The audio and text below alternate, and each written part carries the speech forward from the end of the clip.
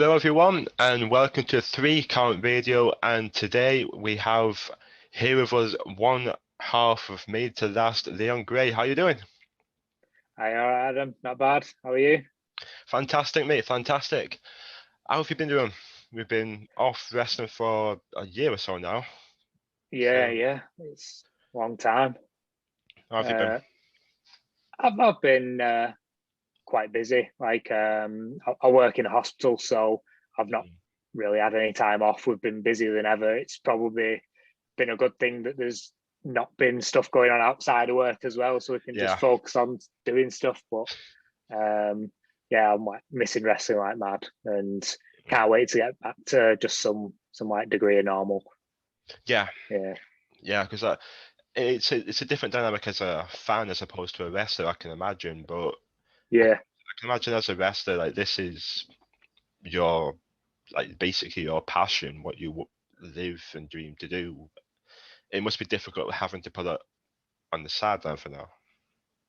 Exactly. Like my job is my job, and don't get me wrong, I really enjoy my job. Love my job. It's very rewarding. Yeah. But like you say, the passion is with wrestling. Wrestling has been the thing I've wanted to do since I was a kid. That's what I enjoy doing. Like I go to work, I like going to work, but it doesn't give you that same feeling as wrestling and being in the ring does. It's just not the same. No, I can imagine. I can imagine. Like speaking of when you were a kid, though, because you are, as I've seen, as your fans have seen, a very high flying style wrestler. Had jumped off the top ropes, the flips. What? Yeah. Who influenced you? Would you say for that style of wrestling? There's quite a few. I mean, growing up, I kind of watched a lot of WCW. So I think a few people on your other episodes said the same thing. I know Isaiah Quinn said it. Shout out to the T-shirt. He like watched WCW as well, and I've noticed like that between quite a core group of us that are around at the moment. We seem to grow up on WCW more than like the WWF, WWE. That's interesting. Maybe because it just was on at the same time. Like Joe, you'd watch Cartoon Network and then it'd switch over to TNT and you get Nitro on. And it was just very different to WWF as well. Obviously in the Monday Night Wars, it was winning. And there was a lot of the cruiserweights there that were doing things that I was just like, what is going on? Like, what is this? Juventud getting launched over the top rope and then doing a like straight into a Hurricane Rana on the outside, and like just my mind was completely blown by how good the cruiserweights on WCW were. And that was like really the first instance of thinking like, wow, this is much more like my kind of thing.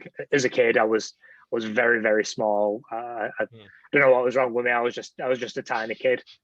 So like seeing Hulk Hogan, I couldn't relate to Hulk Hogan. He's absolutely massive. That's never going to be me. I'm never going to be Hulk Hogan. Yeah. But then seeing like Rey Mysterio or Billy Kidman, Juventud, like I say, seeing them running around, flying around, doing all these mad flips and everything, and them being like smaller guys, that was a lot more relatable to me of, that could be me. I could do that. So that's kind of where I ran off with it from. Yeah, I mean, the cruiserweight match that I usually think back to in WCW is Halloween Havoc between Rey Mysterio and Eddie Guerrero. Yeah. And I think that's one of my favorite matches of all time. It's so good. They do front flip out the ring into the Hurricane Rana by Rey is just he is. I think Rey is emblematic of cruiserweights. I think he's the guy, isn't he? When people think of cruiserweights, you think of Rey Mysterio, and he's not changed. In fact, he's just gotten better over time.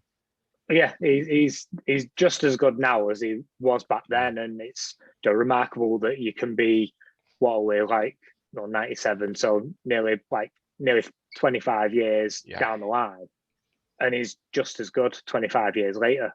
And yeah, he's had to change his style and adapt and stuff, but it doesn't mean he's not as good. He's just safer, better. He's fantastic. Yeah, like you say. Yeah, when he joined WWE, the first thing you remember is him going to the top of the cage and diving straight off on his debut.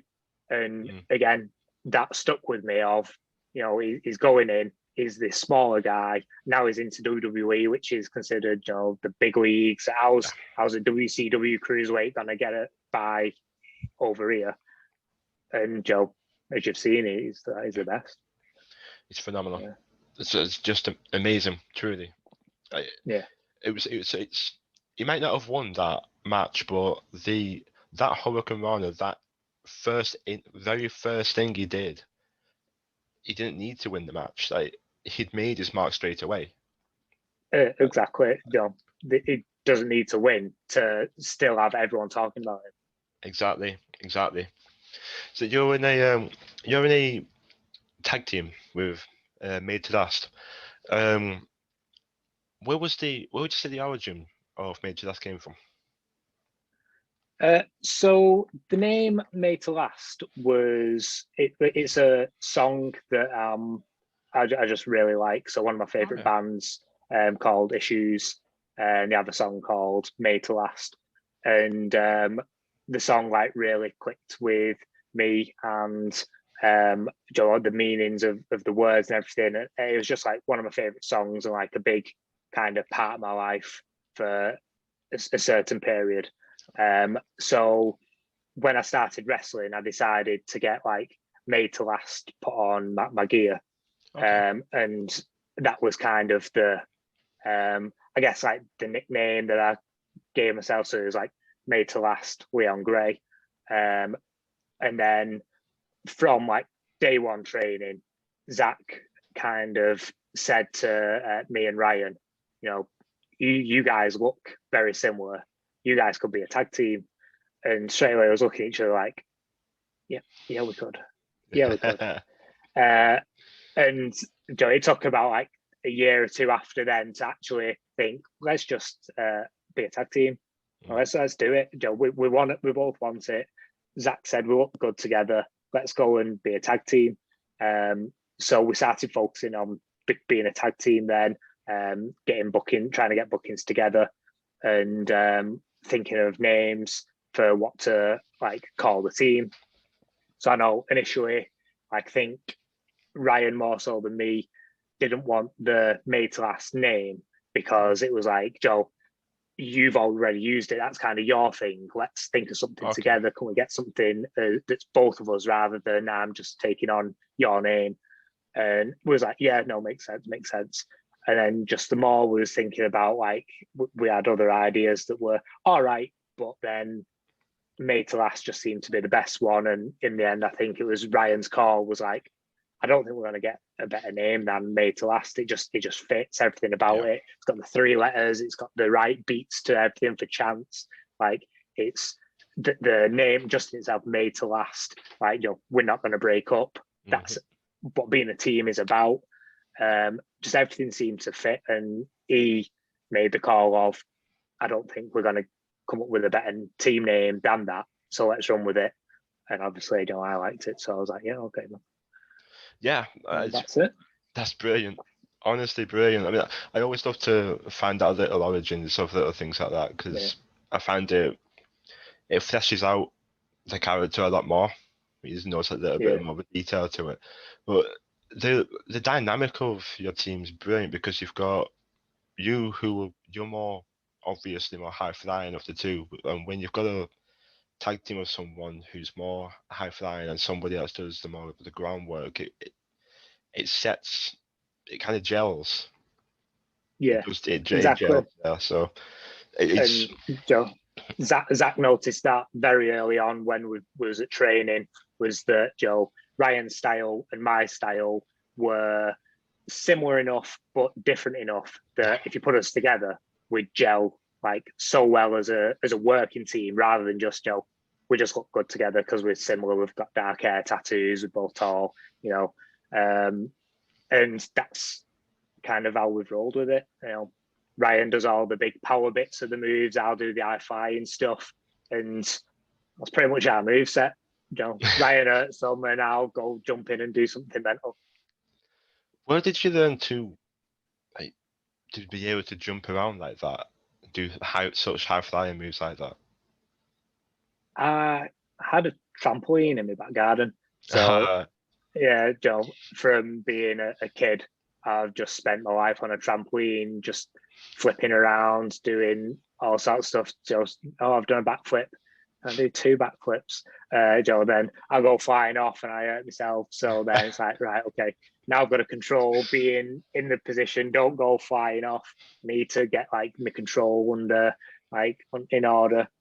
And most of it was trampolines and wrestling with my brother. He'd just throw me around because he's the older brother, so he'd just batter me and throw me everywhere, and I just have to learn to take it, I guess. Yeah, pretty much.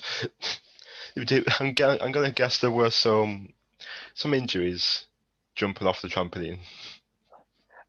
Surprisingly, no. I don't know. I don't know how, because I came off quite a few times, and I never hurt myself no more than winding myself. Sometimes I come off, I hit the floor, and there's definitely oh my word, I'm sucking breath here. But I never broke anything, never pulled any muscles, nothing. The occasional bruise, but miraculously no injuries from trampolining at all. I apologise if you see the cat running around in the background. I've just spotted him, and he's a nosy get, just wanders around. He may have caught my attention. Yeah, he'll probably come into the screen in a minute and start looking at the camera. We always welcome more guests, the more the merrier. Yeah. Yeah. Well, if he does come in, he's called Peter Hoglet. So Peter Hoglet. Peter Hoglet, yeah. Just say hello. He'll probably ignore you. Experience it. Special guest. I've had my dog jump in Lucy's. Close to the end of it, and when he decided to do a little barking fest. So we've had a few pets intervene with the podcast. It's not a new thing. Fine, and so you forgive them. Oh yeah, that's what we want them, eh? Exactly. So what team would you say would be a dream team, a one match, any tag team would you think for Made to Last to face? Say it's like a big stage like WrestleMania or something like that. Grizzled Young Vets, gotta be. Grizzled, yeah. It's gotta be. They trained us. We could go through all different tag teams that we'd like to wrestle. Whether they're around or not these days is a different story. All these, fancy bookings, dream team, but it's got to be Grizzled Young Vets. They trained us. They taught us what we know. The match very nearly happened once upon a time, but circumstances, prevented it. So I think was originally meant to wrestle them at the first Blank Canvas show. So a bit of a inside scoop for you there. The original, that would have been great. Yeah, the original booking was Grizzled Young Vets versus Made to Last, but unfortunately, Zach and JD had WWE commitments, so they couldn't make the booking. Got to understand that, Joe, completely. Oh, yeah. get it, Joe. You're not going to say no to them. No, exactly. So no bit of blood between us or anything. But gutted the match didn't happen. But who knows? One day down the road, I'd love to have Made to Last versus Grizzled Young Vets. 100%. That's a match I'd easily pay to see. Definitely. Yeah. They are one of the greats right now. In terms of tag team wrestling, not much you can say. People they don't know how good they are. People know they're good, and you can go on Twitter and you see everyone going on about how good they are, and they're even better when you know them, when you train with them, when you see how much they actually know and things like that. They're phenomenal. And just deserve everything they get as well. 100%. 100%. I look at Grace O'Donnell, I just see money. You see gold. You see tag team gold. Just any division, any show in WWE, Raw, SmackDown, any of the NXTs. It's just it's money, absolute money. We are fantastic. Definitely. I consider myself lucky to have been able to see them in Future Shock fighting Spirit over promotions for so long. Like, it's one of the things as a fan I think you take for granted a little bit. Yeah, and that's Joe the I guess intrigue and of going to like indie shows is you can go watch these people and you never know who's going to be the next big star of these independent shows. You go in, you meet them, you watch them, and then the next week they sign to WWE and they're major stars. It's the appeal to it, and you can go and watch them for just a couple of quid. Not even the WWE skyrocketed ticket prices. For a couple of quid, you can go and watch literally the stars of tomorrow. It all sounds very cliche, and I know every promotion promotes itself like that, but it's just true, isn't it? That's exactly what it is. It is, You go to Future Shock and you get in Pete Dunne versus Zach Gibson in the main event. And that's the UK title. Be a main event. Yeah. At Future Shock in a room with 300 people. And that could be a main event of a takeover with thousands of people. I'm Mania down the road. That is a marquee match for the ages. They're both two of the best the British scenes, Northwest British scenes I've seen. Well, easy. British, but yeah, definitely. It's just the British indie scene's fantastic. It truly is. Yeah, it really is good. So it's speaking of Fighting Spirit though. Hello there. He's here. He's made an appearance. We welcome them. We welcome our pets. Speaking of Fighting Spirit, of course, speaking of the Grizzled Young Veterans, sadly, we did learn not long ago of the foreclosing of Fighting Spirit, and we saw yours truly, of course, you put a beautiful, beautiful tweet, amazing sentiment online of the foreclosure of Fighting Spirit. Is there anything you'd like to say of what Fighting Spirit meant to you as a wrestler? Literally means everything. I went in there as a fan, just kind of thinking I've done other sports before, but never that wrestling, and just thought let's give it a go. I went in and Zach and JD just taught me everything. How more so than just wrestling. Obviously, they taught us wrestling, but they teach us how to present ourselves at shows, how to treat people with respect. Like there's so much more than just the wrestling that they teach us. And I think you see it with it wasn't just my tweet, but literally everyone who trained there, like just flooded social media with positive posts. And in wrestling, where there's a lot to be negative about, let's be honest, for a place to just get overwhelming positive messages, comments, everything, that just it shows you what a great place it was, what a magical place it was. It's enabled me to have lifelong friendships with some guys. Ryan, I'm going to be friends with Ryan for the rest of my life. I know that right now, and that's all thanks to Fighting Spirit. Yep. Other guys who are there as well, Chase Alexander, Jimmy Jones, they're all just such great guys, and I can't thank them enough for everything. And if you give me 1 second, I'll show you something. No problem. So, if you're asking me, I know you can't see me. But if you're asking me, what does fighting spirit mean to me personally? It is that I collect the replica belts. So with fighting spirit meaning like so much to me, I had a custom fighting spirit. I don't know if you can see it because of the light. Yeah, that's insane. So I have the fighting spirit belt commissioned to have a custom one made, and that lives pride of place in my living room because that is how much fighting spirit means to me.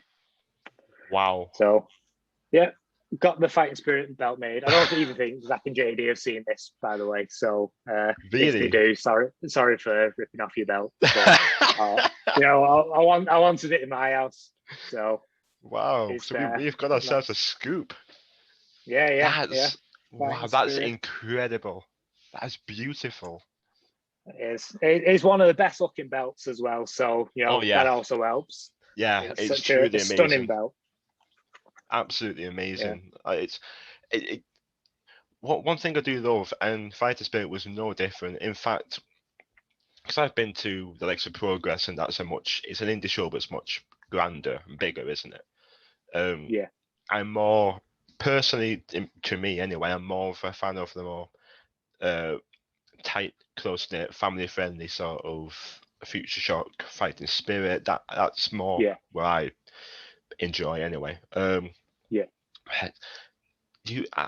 said this to a few other people as well. I said it about Future Shock, and I said it about Fighting Spirit as well. Like, you feel like a family just by being a fan, just by being there as a fan. You feel so welcome, and James and Zach, they exude that as like they're talking to the fans, and when the wrestlers like that with the fans like so naturally welcome and open, and you can just tell like that is going to be them as a person as well. It's like I said, it's more than just teaching us to wrestle. That's definitely what they've done. They've created a family, and with quite a few of the guys and wrestling in general, I don't know, not trying to trash wrestling fans, but we've all been through it because we're all fans at the end of the day. You're at school and people laugh at you for liking wrestling, and mock you for liking it. Oh, it's fake. Oh, it's rubbish. It gets on my nerves. But same. You can get like outcasted for liking wrestling, and they've created this kind of family of people to make you feel like screw people for let them say whatever they want. If you're enjoying it, we're going to make sure you enjoy it. And everything that they teach us is and Sam Bailey is very much the same. That's why you get that same feeling at Future Shock, because you do at Fighting Spirit, because Sam Bailey is very heavily involved in both too. And all the guys on the shows train at both Fighting Spirit and Future Shock, and it is more than just let's be wrestlers and put on a show. It's making sure that the show and everything that entails that show is suitable for families. And I think that is so much more of a skill than just running a show and going, oh yeah, 18 plus, we're going to be the new ECW, and everyone's swearing, oh, I'll cut myself open, I'll hit myself with a chair, oh, hit me with a light tube so it smashes. That has its place in wrestling. I'm not saying it doesn't, but I think there's a bit of a cop out to that of get a drunk fan who just wants to see someone get wrapped around the head with a steel chair is very easily pleased to do that. But to put on a show and make sure that everyone who comes feels welcome to the show, gets invested in the storylines of good characters, good guys, bad guys, everything like that. That's a whole different ball game. And you do get people saying like they don't like working the family friendly shows because it limits them, and I can't do this and I can't do this. I completely disagree. I prefer working the family friendly shows because I think it challenges you more. It's very easy to just swear at someone and get them to boo you. Just start slagging off whatever town you're in and get them to boo you. That's easy. Yeah. But getting over with a character or getting someone to boo you from a character because you're putting something over that is completely family friendly, you can just like play on people's emotions and draw them really in. That's more of an art form. It clearly is. And like I say, you've seen it from Fighting Spirit and Future Shock, and it's exactly that. I absolutely perfectly put. I couldn't put that better myself. I 100% agree. I see it as more insecurity than anything else when people say, "Oh, you watch that? It's fake." Yeah. Well, the one I always think like, if you say that to me, okay, oh, it's fake. Can I slap you? Will it hurt? Yeah. It's like, oh, well, they don't actually hate each other. Well, okay, can I pick you up and throw you on the ground? Will it hurt? It's so easy to just pass it off. It's so easy to argue, but at the same time, it's so pointless because you're not going to change the mind. Yeah, exactly. And again, that's one of the things that you do kind of have to be mindful of when you're wrestling. Is you are going to get people in there that have got that mentality of, oh, it's fake. And even at family shows, you've got probably the dad who's like, oh, wrestling's fake, but I'll bring my kids because they love it. And you almost kind of want to win them over. Yeah. And I know like every time that I wrestle with Big T Justice, for example, like it's kind of not an unwritten rule, but we know that we're going to do something in that match that's going to make people just question kind of what's going on when it sits on the head. And so at Fight the Good Fight, it was like, right, T, you're going to hit me as hard as you can. And he's like, are you sure? I was like, hit me as hard as you can. I was like, chop me in the chest as hard as you can. And Joe, he did it, and you saw that everyone is just like, "What? Wait a minute! Like, if wrestling is fake, what was that sound? Because that was loud." And he just walloped me, and left a nice big handprint on my chest. I can imagine. The size of him. TNT picked me up, and Joe was like, "We're doing something." Yeah, and he just launch me from one end of the ring to the other, where there's it takes out that like unbelievability factor of it of, well, you can't fake being thrown 10 foot across a ring. You can't fake being slapped so hard that it echoes through the entire building. And me and T like doing that of T wallop me. I can take it, Joe. I'll still be a friend afterwards. But if you're gonna batter me, make it count. And he's like, oh, okay, if you say so. He's a huge guy. He is huge. He's a very big man. Yeah. It's pure psychology. Like, but if it's the same with TV shows, same with wrestling, same with anything. If you go into something with a predetermined conclusion, it makes it infinitely harder to change your own mind. That's why you should always go into wrestling open-minded. And say if you go to one wrestling show and you're like, oh, didn't really like that. Okay, that's fine. But there's so many others that have something different. There's 18 plus, there's family friendly, there's comedy, technical, cruiserweights, huge bruises like Big T. There is always going to be something for everyone, and if you don't like wrestling, then you don't. But if you do, it won't take a wrestling fan long to find what they enjoy. Yeah, and for me, it's just oh, wrestling's fake, right? And what? Who cares? So's The Sopranos, but I bet you go and watch that and really enjoy it. So's Breaking Bad. Sorry to tell you, Breaking Bad's not real. So Star Wars, sorry about that, but who cares? Spoiler, if you enjoy it, alert. you enjoy it. Yeah, if you enjoy it, you enjoy it. Who cares if it's fake? They act as if people. I was just going to say, like, with wrestling, if you do it badly, and then it's going to look fake, you're going to go, that looks really fake, and that was bad. the same as bad acting is gonna go. You're gonna watch a show and go, that's rubbish. No, Yeah. don't. There's no story to it. It's a rubbish story, rubbish acting. Joe, I don't enjoy it. Yeah. But get something like Breaking Bad that's got phenomenal acting, absolutely great storyline. Hooks you in with every episode. If you do wrestling like that, have a great wrestler, tell a great story with the match you're planning. It's just as great. There's no difference. Yeah, exactly. People like that act as if they act as if the industry's trying to pull the wool over your eyes, and it's not. They act as if the industry's lying to you, but we know we're privy to it, and I've been asked myself, like, what? So do you know the ending? Would I watch if I knew the ending?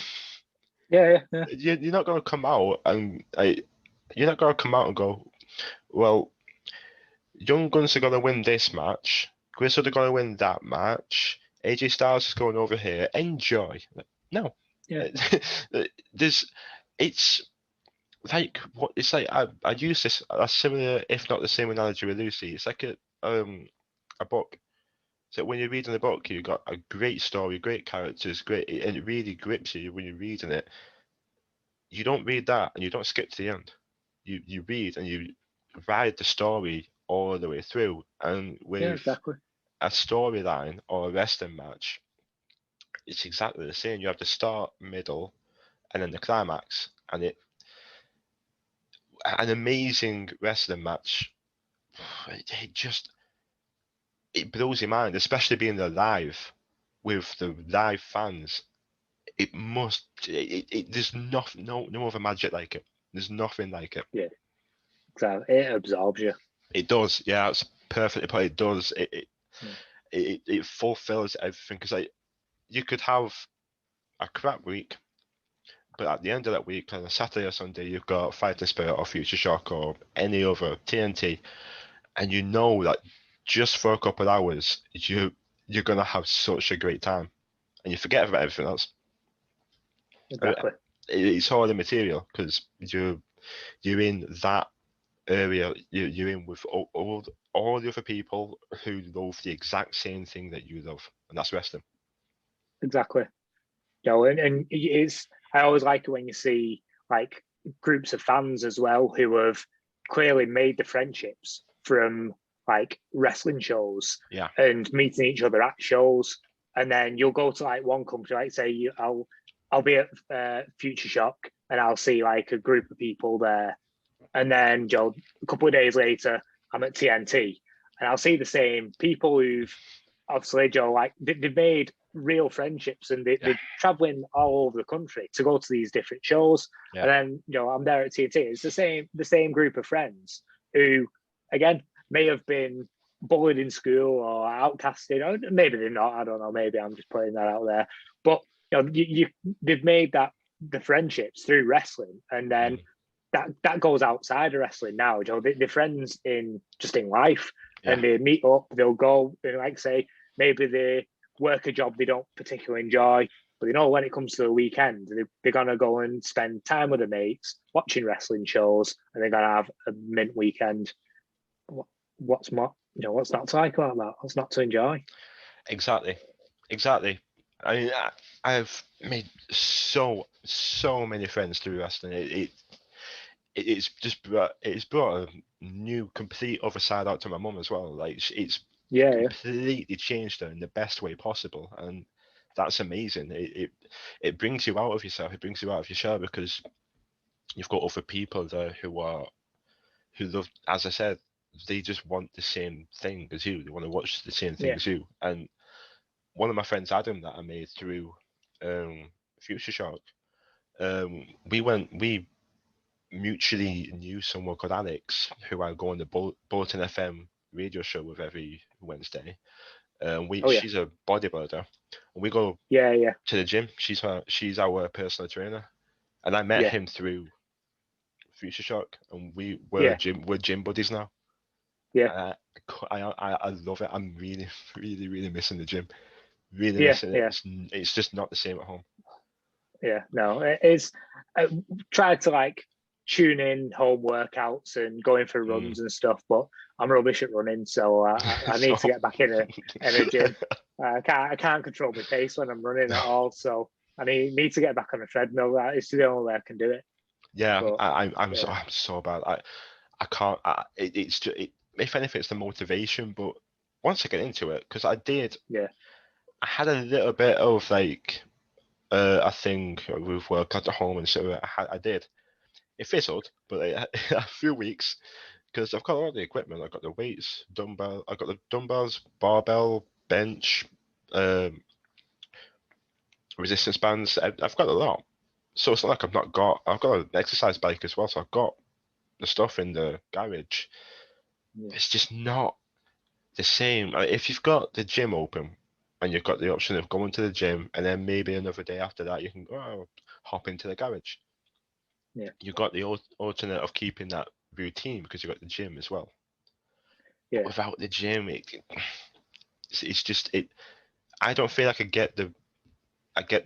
don't think I make the most out of my workout in a home workout than I do at the gym. No, there's too many distractions. Like I come home and I want home to be the place where like I'll rest and play the PlayStation, watch stuff on Netflix, and coming home to right, I've got to work out, and then still like even if I'm just working out in the living room, the TV's there and there's that temptation to just stick something on while I'm working out, or I'll put it on as background noise, and then the next thing I'm just watching the TV show on Netflix and not working out, and I get distracted at home, or like say Peter will come along and I'm trying to work out and he decides now I want attention, Joe, and he'll be jumping up and rubbing himself on my legs, and it distracts me. I want to just get in the gym, put my earphones in, shut off, and go and get a good workout in, and then come home and relax with the cat.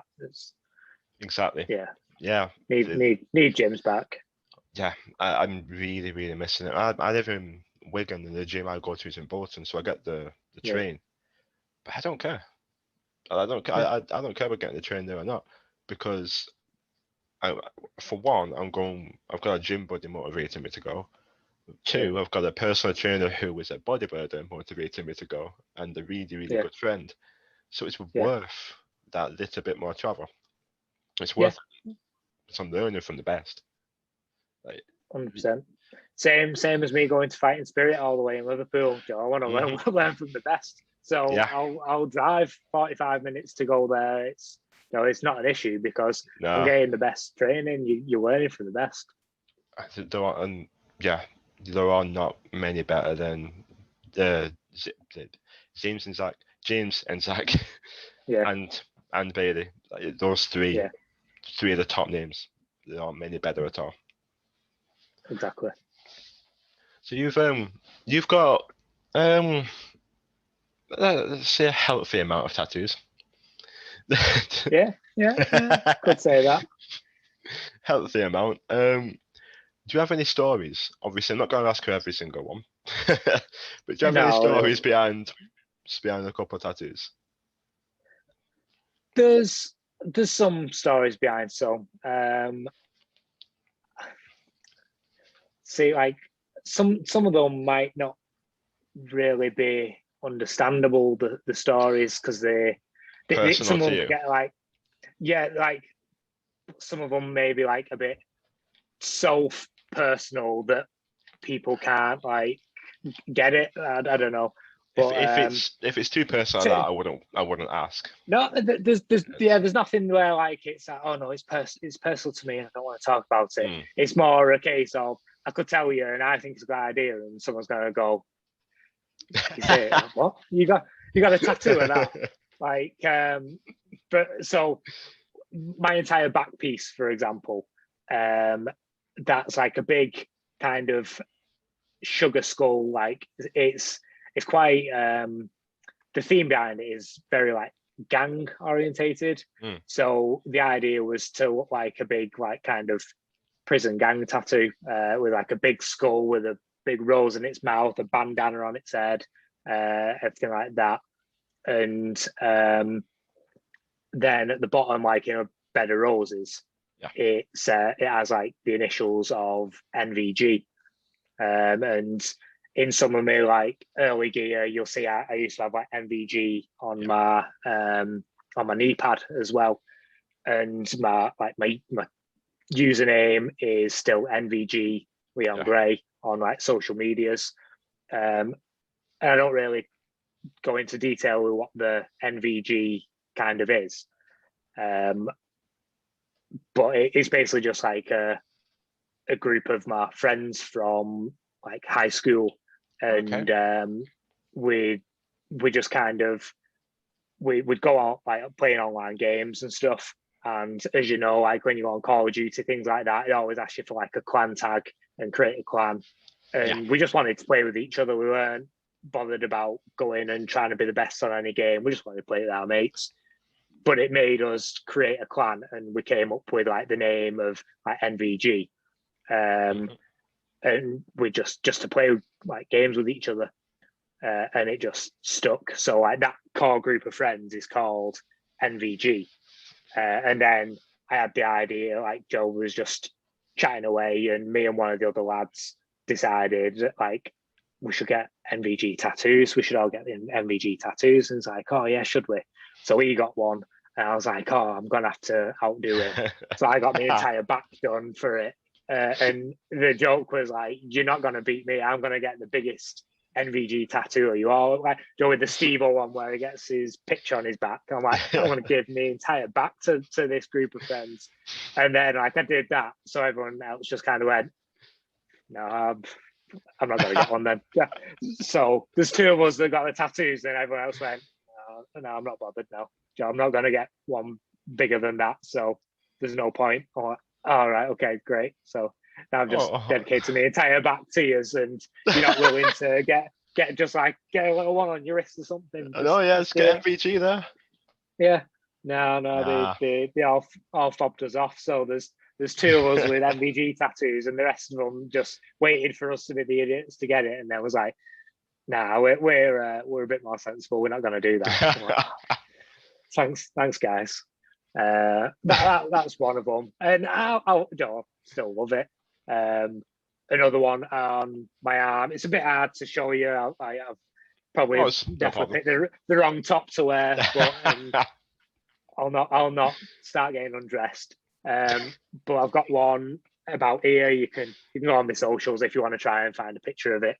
And it's again a strange one. It's a frog in a boiling pan of water. So people look at it, and again, first you're like, what? You've got a frog being murdered as a tattoo? I was like, I probably need to explain this one. Yeah, on first glance, it's a bit weird, but it's all to do with like a science experiment, and like people use the science experiment as a kind of a metaphor for things in the life. So you know, you're laughing now at a dead frog in a pan, but when you hear the story, maybe you'll understand. So the boiled frog experiment is that if you was to take a frog and you throw it into a pan of boiling water, the frog will recognize that this water's boiling, this is a danger, and it'll jump out and save itself.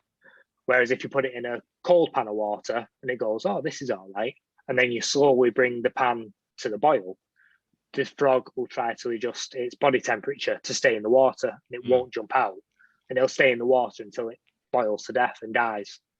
So people use that kind of analogy for things in life, you know, with jobs, with relationships, anything, you know, whatever you want to apply it to, you can make it fit.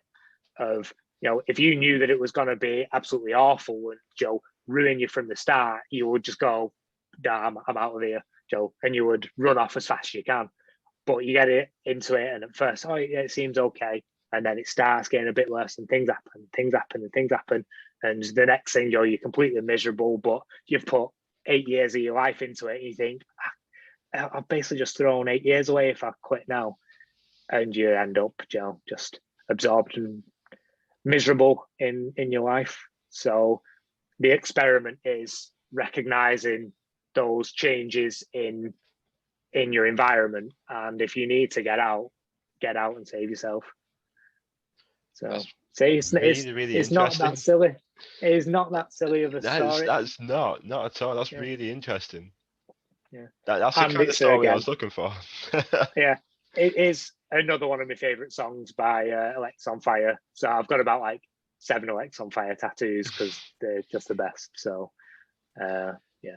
Two of the three tattoos I've got are music based. I have Yeah. 3, and I plan on getting a lot more. Yeah. I've got 2 that I don't know if you can. This one's my favorite. Yeah. You can get it. So it's Yeah. okay not to feel alright. And it all starts with you, and it's a band called Dream State, and I am good. Oh yeah, I'm good. Yeah. Have you heard of them? I have. Yeah. Oh, brilliant. Great. The Scott. Is she Scottish or Welsh? The Welsh. woman singer. Yeah, Welsh. Yeah. That's the, if you look, see that. Oh yeah, It's, I see it. Yeah, vinyl. the purple and blue. Primrose Path, the latest album. Now I've watched them 3 times, and they're mint. they are absolutely amazing. And CJ, she's just, I honestly can't express how influential and instrumental she's been in my happiness, my life, basically. And they've got a song that's a mixture of Solace and Hand in Hand. They've got a song called Hand in Hand, and that that song just resonated with me. Yeah. And I met her the first time. I went over to her, and the starstruck kid that I was just like that. I didn't know what to say.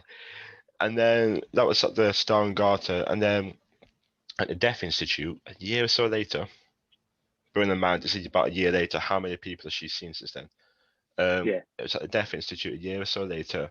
I went watching her again, and I went to the toilet, and she was there. And my mum went, "Oh my god, wait!" So when I came back, she was there, and she went, "Oh my god, I saw you last year. You were at the Star and Garter." I was like, "Yeah, you remembered me." Yeah. So that was like, then we started talking, and she said to me, "It all starts with you. Remember that. It all starts with you." So I was just like, that. Like it's one little line from Hand in Hand, but it resonated with me so much that it's always been up there. It's like you're the person to make you feel better, to make that you're the writer of your own story. Definitely. And then about a year later at Manchester Academy, I saw her. She had this drunk guy like heckling her after the show. He had no idea he was off his face. And she was stood. Her agent was like just ringing, and there were like a load of people just like stood there. Like no one wants to go over, but like, she said that. She looked up and went, "Oh my god!"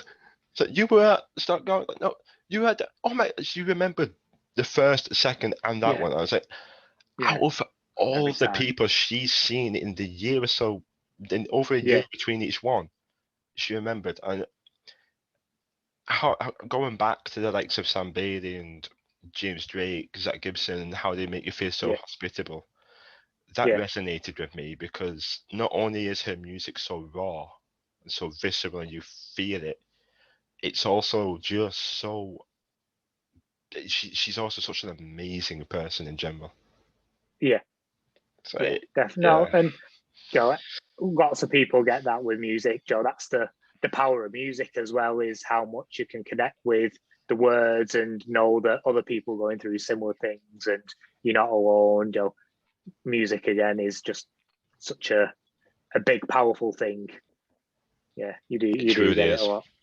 It's beautiful, absolutely beautiful. It can absolutely change your life. Like you can sit in a room in silence, or you can sit in a room with music. It's just completely different. Yeah. It's, completely agree. It is. I can imagine it being difficult if you get so many tattoos, but I personally think if I'm gonna get one, I want it to mean something. Yeah. So I do want to get more, but I'm just trying to think of the right one to Yeah. get. See, I get like that a lot where people want to, I seem to think that tattoos like have to have a meaning, and for me, like I don't agree, and Mhm. you know, but everyone's entitled to an opinion. If you Yeah, of can course. if you can get a story for your tattoo and it does mean anything, you know, great, perfect. You know, the next tattoo I'm gonna get is gonna be a tribute to my dog.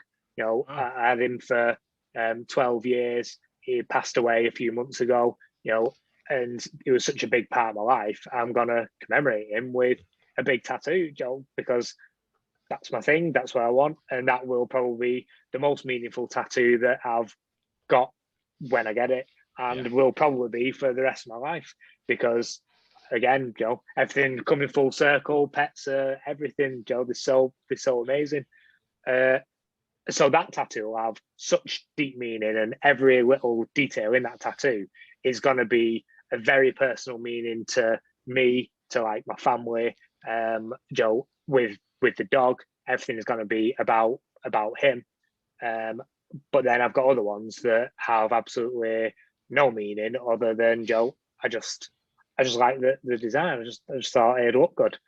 But the tattoo is, Joe, it's for me. If someone else goes, oh, that's stupid to get one that doesn't mean anything, that doesn't have any meaning, whatever. Well, it's not your tattoo. You know, it's mine. I like it, and that's what I want. You know, I've got a big pirate woman on my side. There's not really much meaning to that other than, you know, I thought it'd look good. I thought it'd look nice. It does. I like it. I still like it, and it's, Joe, I've had it probably coming up to 8, 9 years. You know, if you think that it's silly to get one without meaning, then whatever. Don't worry about what I'm doing. Well, you know, I'm sure you've got your own things in your own life to worry about. I'll get that tattoo because I want it, and you know, it's what I want. Don't worry about what I choose.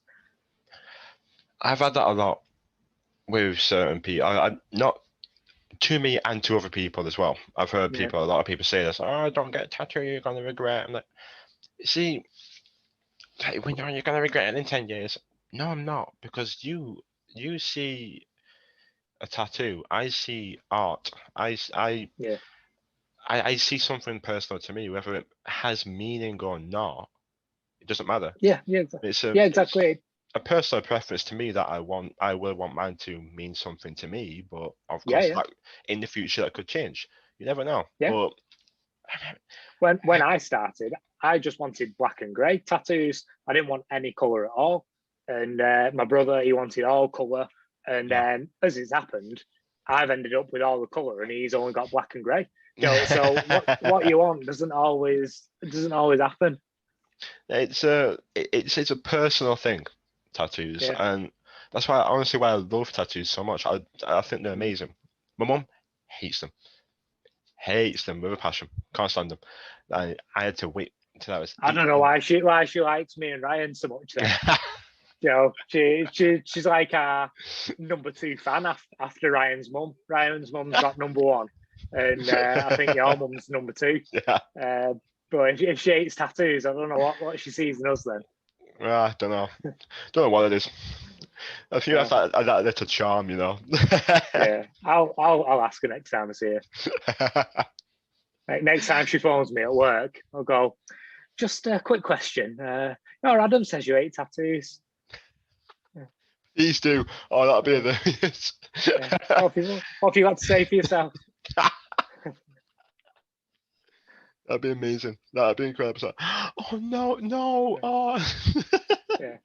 And just clear up, because I'm not sure if we've mentioned yet, but your mum works for the same hospital trust I do. She doesn't just phone me as like some mad stalker or anything. We work for the same trust. We do. We've found out that we do work for the same trust, and we have to phone, and occasionally we get each other and go, "Oh my God, hey Karen, you all right?" So it's not nothing mental. Don't worry. Yeah, we're not gonna let you know how she got your number, but Yeah. Uh, I didn't even think to clarify that then. Yeah. I was as we're talking, I was thinking, I don't think we've mentioned that, but we've not cleared that No. up. We're best dad, otherwise we're going to paint your mum in a bad light. Let's get that eat off her. No. I had, yeah. Thrown me that. Throwing you off. That's it. Oh. I've, Next question. Let's move on before we get you in more trouble. Moving on. It was late last year. You went on a very, very, very long charity walk. I remember talking to you about it on Bolton FM, and you didn't know it was me. Oh yeah, yeah. Oh. It was funny because like, oh, all right, Rick, how you doing? And you're like, all right. I was like, does he know it's me? Yeah, not a quick, because we didn't have like videos or anything. Yeah. And like Jimmy had asked me on, so I was like, hey, all right, Jimmy. And I'm talking away, and then Joe is like, oh, Adam's here. So I'm like, oh, okay, hi, Adam. Then you're talking away, and I'm just thinking like, oh, all right, yeah, just talking. And then afterwards, I seen it. I was like, oh god, I bet I seemed so ignorant and rude there. I just had no idea. It was just a voice like on the phone. So Yeah. like, hi Adam. Yes, hi Adam from Bolton FM. I had no idea. No idea. So sorry about that. No, don't worry about it. I don't know if he did or he didn't. It was just an instinct to be like, oh, all right, mate, how you doing? Then, don't worry about it. Yeah. Jimmy had only asked me a couple of days before, and I was on night shift myself, so I'd literally just woken up for that. So that interview, I think I'd been awake for roughly 4 minutes before he put me on air. I was like still in bed, just like, hey Jimmy, yeah, he was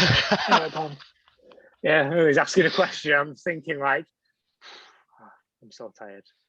I'm so tired. I don't know what you're saying, Jimmy. Sorry. Did you go back to sleep straight after? I did. Yeah. I did. I'll be honest. I woke up, set an alarm, woke up, did the interview. Yeah, thanks for having me on. See ya. Took the earphones out. Rolled back over, went straight back to sleep. Don't blame you at all, mate. Don't blame you at all. I don't think anybody would be surprised. I think we'd all have done the same thing. Yeah. Well, woke up afterwards. I'm thinking, have I just done an interview, or did I dream that? I don't know what's going on. But yeah, it's an incredible walk, though. Amazing walk. Yeah. How was it for you? Like, it must have been extremely rewarding, but grueling. Exactly that. So, at the time, absolutely awful. But then, like I say, rewarding. I was only talking about it today with Neil, the lad who I did the walk with. Was discussing the walk again today. Funnily enough, I was saying about I was a certain section of it that I just really enjoyed, and recently I've just been at it in my head like, I'd like to do that section again. I'd like to do that section of the walk again. But it was, I would not recommend it for one. Or if you're gonna like break it up a bit more than we did. We did it over 3 days, so 100 miles over 3 days, ending that 3 days with like a mountain climb. And what was it for? No, it was 3 days of walking. Then the 4th day was climbing Snowdon, which is a mountain as far as I'm aware. It might not be the biggest one, Joe. It's not Everest or out, but it's still a mountain. So after I'm counting 100 yards, after 100 miles, 100-mile walk. Yeah, that's a mountain. Is a mountain. It might as well have been Everest. And sounds brutal. Yeah, and believe it or not, Snowdon was probably the easiest part. Really, I think.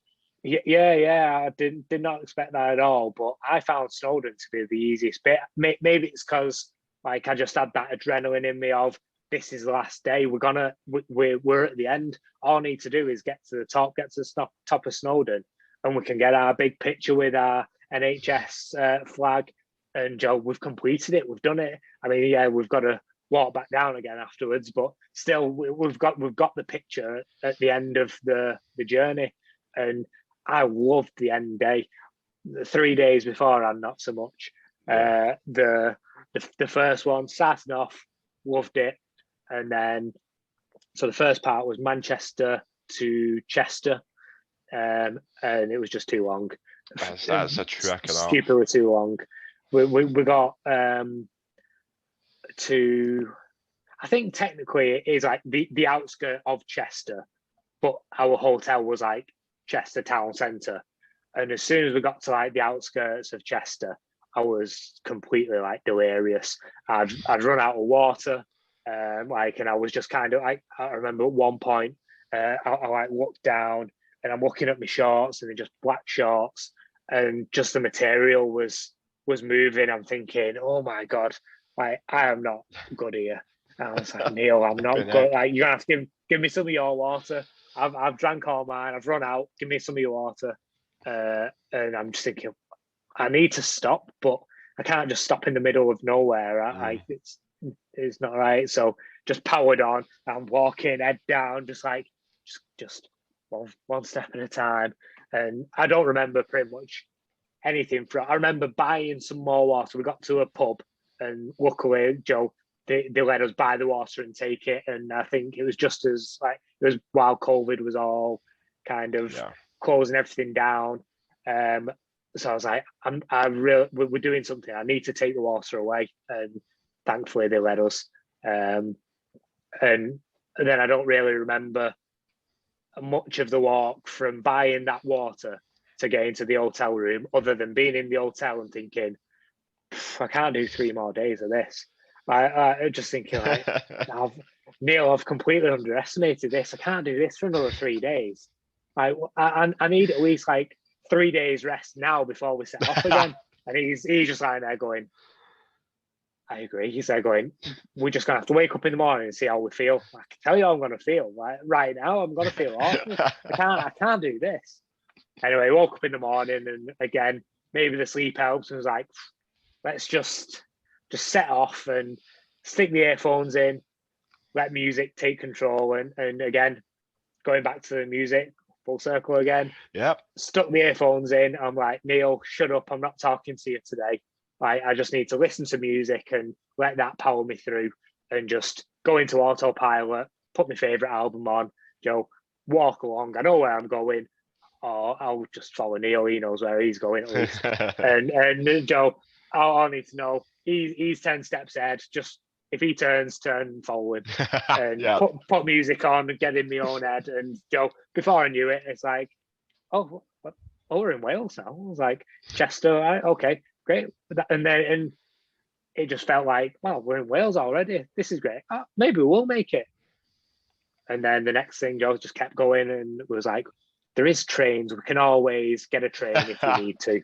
Like, Joe, that was we've got the backup of if we need to, just get the train and just explain to everyone. Go, we've completely underestimated this, but we didn't. Joe, pride took over, and we was like, no, we've come to do the walk. Let's do the walk, and we just did it. Took it in turns of me going, Neil, I can't do this, and he's going, you can. Come on, we can do it. And I was like, oh, okay, I'll give it a go.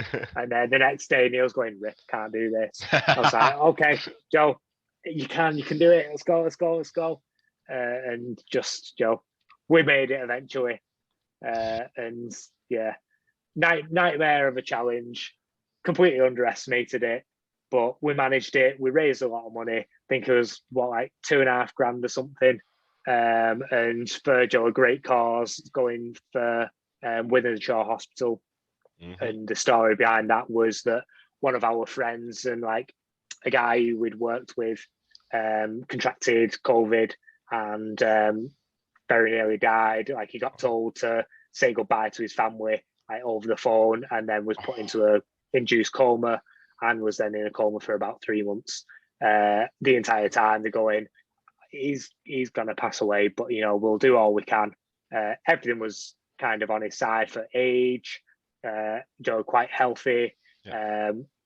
Everything couldn't have been better, other than he's black was the downfall. And I'm not sure people are quite fully aware of how much of a more serious issue that COVID is for like people in the BAME category. So Black and minority ethnic like people, it just seems to affect them worse than it does white people.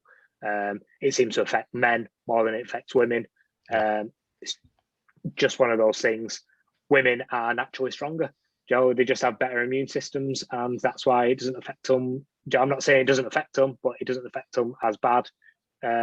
Women are naturally stronger than men with their immune systems. Not pushing any kind of motive or anything here. I mean, it's fact is fact. It's just isn't a fact. It is a fact. A woman has a better immune system than a man in general. There's going to be a woman who has a worse immune system than me, for example, if they've got issues. But on a whole, women are stronger than men. It's just a fact. White people are stronger than people of color in virus terms. And if the virus gets to a person of color, they're in much worse danger of dying or getting severe complications from it than a white person. And there's no agenda or motive. It's just the unfortunate facts of the circumstance. So we did that. We raised the money for the hospital that looked after him. He has recovered. Good. Still recovering, kind of. He's taking it a step at a time. But he's recovering. And the least we can do is raise some money for that hospital who saved his life, who took amazing care of him. And he is alive because of them, and maybe because of his stubbornness to not kind of give up. And just a good cause to do it. And that was the motivation of it, is we don't want to let Anthony down. We're doing this for a reason. We're raising money. We've got a lot of backing here to raise so much money. We can't let people down. And that was a massive motivator to just make us do it, even though I hated it. It was a challenge. It was grueling. Would you do another walk at that again? Yeah. I'm saying, oh god, that was stupid. I hated every second of it. Well, maybe I'm a glutton for punishment. Who knows? But yeah, I'd do it again if there's a good cause to it. Then why not? If I'm able to do it, if I'm able to raise some money for a good cause, someone needs it. Yeah, why not? Brilliant, absolutely brilliant. What a cause as well. I'm glad your friend's doing better.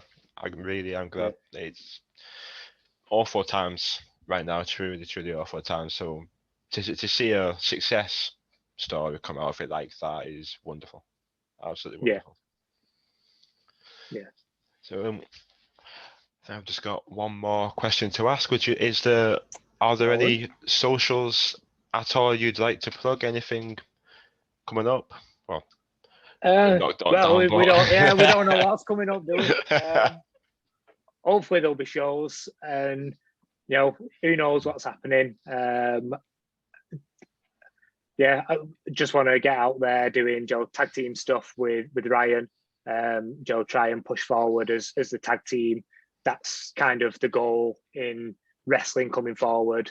Me and Ryan want to push forward as a tag team, get in new companies. I've got my foot in with a couple of companies as a singles guy. TNT, Future Shock, place like Pro Wrestling for You. And what I'd like is to try and bring Ryan into the fold as well, and get us into those companies as a tag team rather than as a singles guy. I'm 100% committed to the tag team. I want to get the tag team out there. I want us both in there. I want us both to be dominating tag team divisions. The goal is we want to go for tag belts. We want to be champions. We want to prove to people that we are a great tag team. We've been trained by one of the best, if not the best tag team going at the moment. And we want to show you that we can hang with the best of them. And that's the plan moving forward. Hopefully that'll happen. And any promotions watching, give us a message, book us as a tag team. Definitely. If we do get bookings, just follow us on the socials. MVG Leon Gray, I think, on everything. Just one word. No, Yeah. no gaps. Any promoters looking for tag teams, made to roster ready. Thank you very much, Leon. We're Thank you ready. very much. It's been an absolute pleasure. No worries. Cheers for having us, man. Pleasure to have you, mate. Pleasure to have you. If you would like to like, comment, and subscribe, if you little comment down below, it helps out. Thank you very much. And here's to hopefully wrestling coming back very soon. Fingers crossed.